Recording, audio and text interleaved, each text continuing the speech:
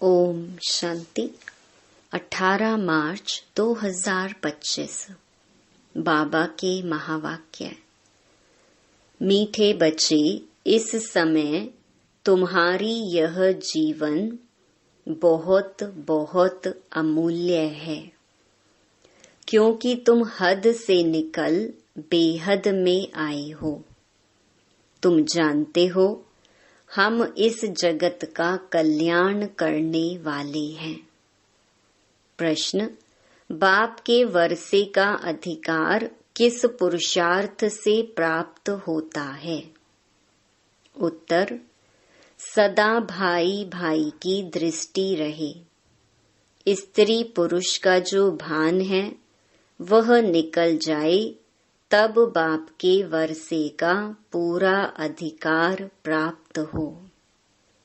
परंतु स्त्री पुरुष का भान व यह दृष्टि निकलना बड़ा मुश्किल है। इसके लिए देही अभिमानी बनने का अभ्यास चाहिए। जब बाप के बच्चे बनेंगे तब वर्षा मिलेगा। एक बाप की याद से सतो प्रधान बनने वाले ही मुक्ति जीवन मुक्ति का वर्षा पाते हैं। गीत। आखिर वह दिन आया आज। ओम शांति। बच्चे यह जानते हैं, ओम माना अहम आत्मा मम शरीर। अभी तुम इस ड्रामा को, सृष्टि चक्र को और इस सृष्टि चक्र के जानने वाले बाप को जान गए हो, क्योंकि चक्कर को जानने वाले को रचता ही कहेंगे।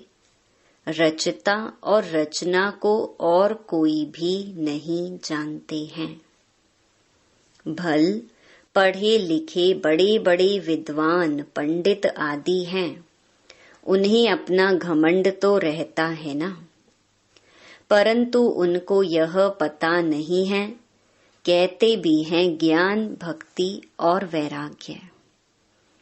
अब यह 3 चीजें हो जाती हैं, इनका भी अर्थ नहीं समझते। सन्यासियों को वैराग्य आता है घर से, उन्हों को भी ऊंच और नीच की ईर्ष्या रहती है। भल पढ़े लिखे बड़े बड़े विद्वान पंडित आदि हैं, उन्हें अपना घमंड तो रहता है ना, परंतु उनको यह पता नहीं है। कहते भी हैं ज्ञान, भक्ति और वैराग्य। अब यह 3 चीजें हो जाती हैं, इनका भी अर्थ नहीं समझते। सन्यासियों को वैराग्य आता है घर से, उन्हों को भी ऊंच और नीच की ईर्ष्या रहती है। यह ऊंच कुल का है, यह मध्यम कुल का है, इस पर उन्हों का बहुत चलता है। कुंभ के मेले में भी उन्हों का बहुत झगड़ा हो पड़ता है कि पहले किसकी सवारी चले। इस पर बहुत लड़ते हैं, फिर पुलिस आकर छुड़ाती है। तो यह भी देह अभिमान हुआ ना। दुनिया में जो भी मनुष्य मात्र हैं, सब हैं देह अभिमानी। तुमको तो अब देही अभिमानी बनना है। बाप कहते हैं देह अभिमान छोड़ो, अपने को आत्मा समझो। आत्मा ही पतित बनी है, उसमें खाद पड़ी है। आत्मा ही सतो प्रधान तमो प्रधान बनती है। जैसी आत्मा वैसा शरीर मिलता है। श्री कृष्ण की आत्मा सुंदर है तो शरीर भी बहुत सुंदर होता है। उनके शरीर में बहुत कशिश होती है, पवित्र आत्मा ही कशिश करती है। लक्ष्मी नारायण की इतनी महिमा नहीं है जैसे श्री कृष्ण की है, क्योंकि श्री कृष्ण तो पवित्र छोटा बच्चा है। यहाँ भी कहते हैं छोटा बच्चा और महात्मा एक समान है। महात्माएं तो फिर भी जीवन का अनुभव कर फिर विकारों को छोड़ते हैं। घृणा आती है, बच्चा तो है ही पवित्र, उनको ऊंच महात्मा समझते हैं। तो बाप ने समझाया है, यह निवृत्ति मार्ग वाले सन्यासी भी कुछ थमाते हैं। जैसे मकान आधा पुराना होता है तो फिर मरम्मत की जाती है, सन्यासी भी मरम्मत करते हैं। पवित्र होने से भारत थमा रहता है। भारत जैसा पवित्र और धनवान खंड और कोई हो नहीं सकता। अब बाप तुमको रचता और रचना के आदि मध्य अंत की स्मृति दिलाते हैं, क्योंकि यह बाप भी है, टीचर भी है, गुरु भी है। गीता में श्री कृष्ण भगवानुवाच लिख दिया है। उनको कभी बाबा कहेंगे क्या, अथवा पतित पावन कहेंगे क्या? जब मनुष्य पतित पावन कहते हैं तो श्री कृष्ण को याद नहीं करते, वह तो भगवान को याद करते हैं। फिर कह देते पतित पावन सीताराम, रघुपति राघव राजा राम। कितना मुंझारा है। बाप कहते हैं मैं तुम बच्चों को आकर यथार्थ रीति सभी वेदों शास्त्रों आदि का सार बताता हूँ। पहली मुख्य बात समझाते हैं कि तुम अपने को आत्मा समझो और बाप को याद करो तो तुम पावन बनेंगे। तुम हो भाई भाई, फिर ब्रह्मा की संतान कुमार कुमारियां तो भाई बहन हो गए। यह बुद्धि में याद रहे। असल में आत्माएं भाई भाई हैं, फिर यहाँ शरीर में आने से भाई बहन हो जाते हैं। इतनी भी बुद्धि नहीं है समझने की। वह हम आत्माओं का फादर है तो हम ब्रदर्स ठहरे ना। फिर सर्वव्यापी कैसे कहते हैं? वर्षा तो बच्चे को ही मिलेगा, फादर को तो नहीं मिलता। बाप से बच्चे को वर्षा मिलता है। ब्रह्मा भी शिव बाबा का बच्चा है ना। इनको भी वर्षा उनसे मिलता है। तुम हो जाते पोत्रे पोत्रियां, तुमको भी हक है। तो आत्मा के रूप में सब बच्चे हो, फिर शरीर में आते हो तो भाई बहन कहते हो, और कोई नाता नहीं।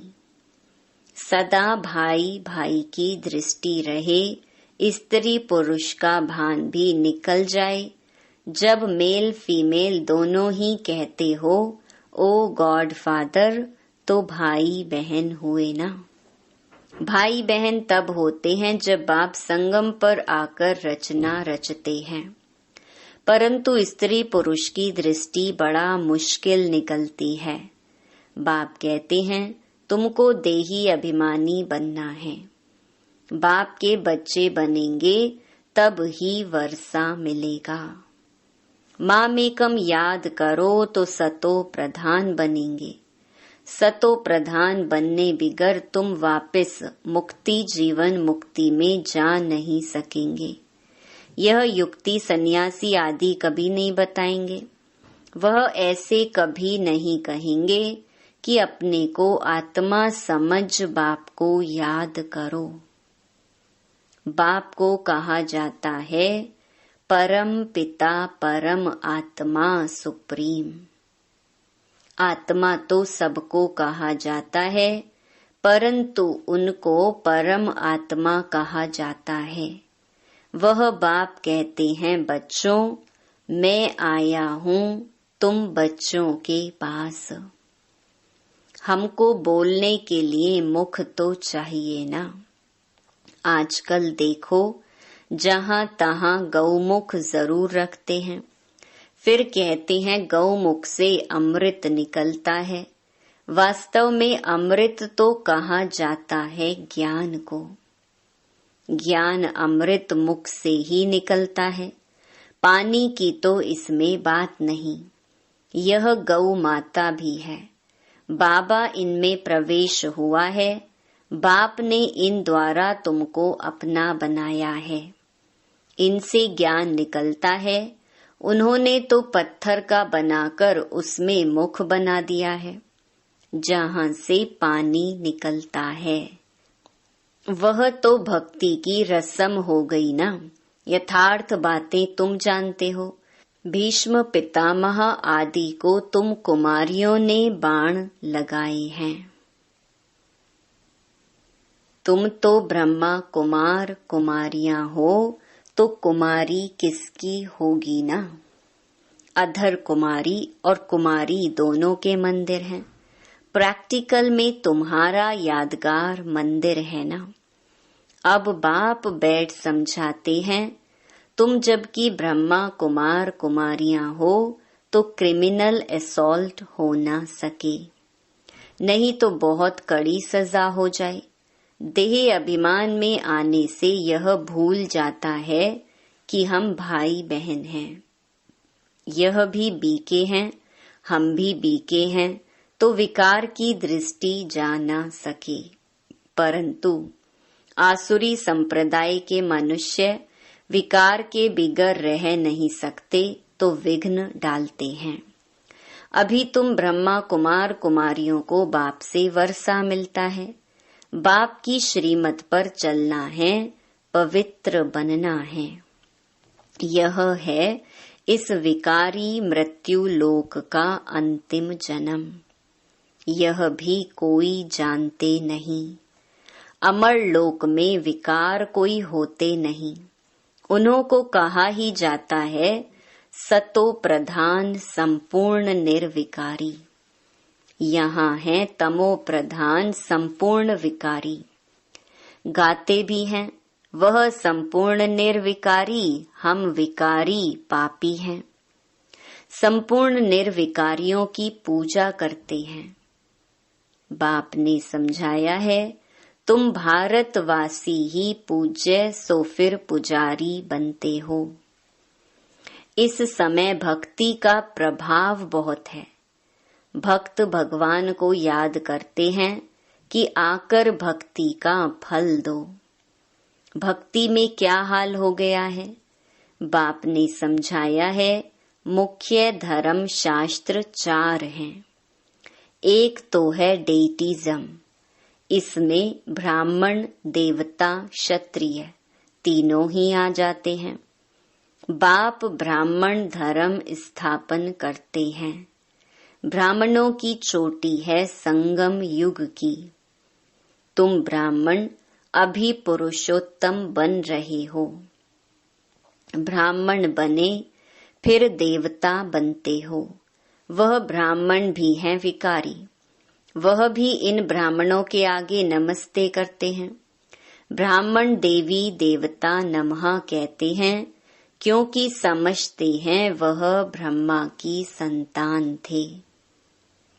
हम तो ब्रह्मा की संतान नहीं हैं। अभी तुम ब्रह्मा की संतान हो, तुमको सब नमः करेंगे। तुम फिर देवी देवता बनते हो। अभी तुम ब्रह्मा कुमार कुमारियां बने हो, फिर बनेंगे देवी कुमार कुमारियां। इस समय तुम्हारी यह जीवन बहुत बहुत अमूल्य है, क्योंकि तुम जगत की माताएं गाई हुई हो। तुम हद से निकल बेहद में आए हो। तुम जानते हो हम इस जगत का कल्याण करने वाले हैं, तो हर एक जगत अम्बा जगत पिता ठहरे। इस नरक में मनुष्य बड़े दुखी हैं। हम उनकी रूहानी सेवा करने आए हैं। हम उन्हों को स्वर्गवासी बनाकर ही छोड़ेंगे। तुम हो सेना, इनको युद्ध स्थल भी कहा जाता है। यादव कौरव और पांडव इकट्ठे रहते हैं। भाई भाई है ना। अब तुम्हारी युद्ध भाई बहनों से नहीं, तुम्हारी युद्ध है रावण से। भाई बहनों को तुम समझाते हो मनुष्य से देवता बनाने लिए, तो बाप समझाते हैं देह सहित देह के सब संबंध छोड़ने हैं। यह है पुरानी दुनिया। कितने बड़े बड़े डैम, कनाल्स आदि बनाते हैं, क्योंकि पानी नहीं है। प्रजा बहुत बढ़ गई है, वहां तो तुम रहते ही बहुत थोड़े हो। नदियों में पानी भी ढेर रहता है, अनाज भी बहुत होता है। यहाँ तो इस धरती पर करोड़ों मनुष्य हैं, वहाँ सारी धरनी पर शुरू में 9-10 लाख होते हैं और कोई खंड होता ही नहीं। तुम थोड़े से ही वहाँ रहते हो, तुमको कहाँ जाने की भी दरकार नहीं रहती। वहाँ है ही बाहरी मौसम, 5 तत्व भी कोई तकलीफ नहीं देते हैं, ऑर्डर में रहते हैं। दुख का नाम नहीं, वह है ही बहिष्त। अभी है दोजख। यह शुरू होता है बीच से। देवताएं वाम मार्ग में गिरते हैं तो फिर रावण का राज्य शुरू हो जाता है। तुम समझ गए हो, हम डबल सिरताज पूज्य बनते हैं, फिर सिंगल ताज वाले बनते हैं। सतयुग में पवित्रता की भी निशानी है। देवताएं तो सब हैं पवित्र, यहाँ पवित्र कोई है नहीं। जन्म तो फिर भी विकार से लेते हैं ना, इसीलिए इसे भ्रष्टाचारी दुनिया कहा जाता है। सतयुग है श्रेष्ठाचारी, विकार को ही भ्रष्टाचार कहा जाता है। बच्चे जानते हैं सतयुग में पवित्र प्रवृत्ति मार्ग था, अब अपवित्र हो गए हैं। अब फिर पवित्र श्रेष्ठाचारी दुनिया बनती है। सृष्टि का चक्र फिरता है ना। परम पिता परमात्मा को ही पतित पावन कहा जाता है। मनुष्य कह देते हैं भगवान प्रेरणा करता है। अब प्रेरणा माना विचार, इसमें प्रेरणा की तो बात ही नहीं। वह खुद कहती हैं हमको शरीर का आधार लेना पड़ता है। मैं बिगर मुख के शिक्षा कैसे दूं? प्रेरणा से कोई शिक्षा दी जाती है क्या? भगवान प्रेरणा से कुछ भी नहीं करते हैं। बाप तो बच्चों को पढ़ाते हैं, प्रेरणा से पढ़ाई थोड़ी हो सकती है।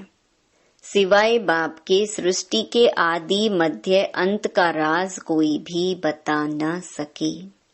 बाप को ही नहीं जानते हैं। कोई कहते लिंग है, कोई कहते अखंड ज्योति है, कोई कहते ब्रह्म ही ईश्वर है। तत्व ज्ञानी ब्रह्म ज्ञानी भी है ना। शास्त्रों में दिखा दिया है 84 लाख योनियां। अब अगर 84 लाख जन्म होते तो कल्प बहुत बड़ा चाहिए, कोई हिसाब ही निकाल ना सके। वह तो सतयुग को ही लाखों वर्ष कह देते हैं। बाप कहते हैं सारा सृष्टि चक्र ही 5000 वर्ष का है। 84 लाख जन्मों के लिए तो टाइम भी इतना चाहिए ना। यह शास्त्र सब हैं भक्ति मार्ग के। बाप कहते हैं मैं आकर तुमको इन सब शास्त्रों का सार समझाता हूँ। यह सब भक्ति मार्ग की सामग्री है। इनसे कोई भी मेरे को प्राप्त नहीं करते। मैं जब आता हूँ तब ही सबको ले जाता हूँ। मुझे बुलाते ही हैं, हे पतित पावन आओ। पावन बनाकर हमको पावन दुनिया में ले चलो। फिर ढूंढने के लिए धक्के क्यों खाते हो? कितना दूर दूर पहाड़ों आदि पर जाते हैं। आजकल तो कितने मंदिर खाली पड़े हैं, कोई जाता नहीं है। अभी तुम बच्चे ऊंच ते ऊंच बाप की बायोग्राफी को भी जान गए हो। बाप बच्चों को सब कुछ देकर फिर 60 वर्ष बाद वानप्रस्थ में बैठ जाते हैं। यह रस्म भी अब की है। त्योहार भी सब इस समय के हैं। तुम जानते हो अभी हम संगम पर खड़े हैं, रात के बाद फिर दिन होगा। अब तो घोर अंधियारा है। गाते भी हैं ज्ञान सूर्य प्रगटा, अज्ञान अंधेर विनाश। तुम बाप को और रचना के आदि मध्य अंत को अब जानते हो। जैसे बाप नॉलेजफुल है, तुम भी मास्टर नॉलेजफुल हो गए। तुम बच्चों को बाप से वर्षा मिलता है बेहद के सुख का।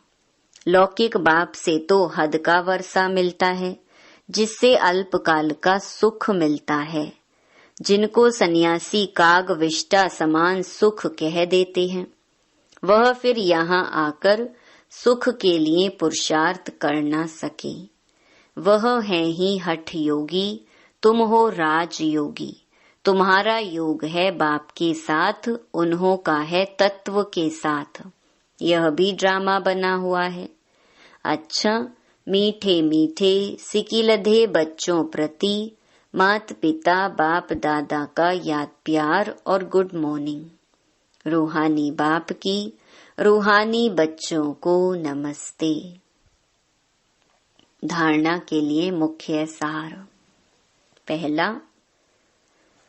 पावन बनने के लिए हम आत्मा भाई भाई हैं, फिर ब्रह्मा बाप की संतान भाई बहन हैं। यह दृष्टि पक्की करनी है।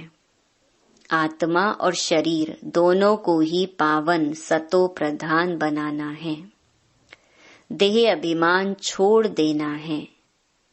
दूसरा, मास्टर नॉलेजफुल बन सभी को रचता और रचना का ज्ञान सुनाकर घोर अंधियारे से निकालना है। नरकवासी मनुष्यों की रूहानी सेवा कर स्वर्गवासी बनाना है। वरदान, मास्टर ज्ञान सागर बन ज्ञान की गहराई में जाने वाले, अनुभव रूपी रत्नों से संपन्न भव। जो बच्चे ज्ञान की गहराई में जाते हैं, वे अनुभव रूपी रत्नों से संपन्न बनते हैं। एक है ज्ञान सुनना और सुनाना, दूसरा है अनुभवी मूर्त बनना। अनुभवी सदा अविनाशी और निर्विघ्न रहते हैं, उन्हें कोई भी हिला नहीं सकता। अनुभवी के आगे माया की कोई भी कोशिश सफल नहीं होती। अनुभवी कभी धोखा नहीं खा सकते। इसीलिए अनुभवों को बढ़ाते हुए हर गुण के अनुभवी मूर्त बनो। मनन शक्ति द्वारा शुद्ध संकल्पों का स्टॉक जमा करो। स्लोगन, फरिश्ता वह है जो देह के सूक्ष्म अभिमान के संबंध से भी न्यारा है। अव्यक्त इशारे, सत्यता और सभ्यता रूपी कल्चर को अपनाओ। संपूर्ण सत्यता भी पवित्रता के आधार पर होती है। पवित्रता नहीं तो सदा सत्यता रह नहीं सकती है। सिर्फ काम विकार अपवित्रता नहीं है, लेकिन उसके और भी साथी हैं। तो महान पवित्र अर्थात अपवित्रता का नाम निशान न हो, तब परमात्मा प्रत्यक्षता के निमित्त बन सकेंगे। ओम शांति।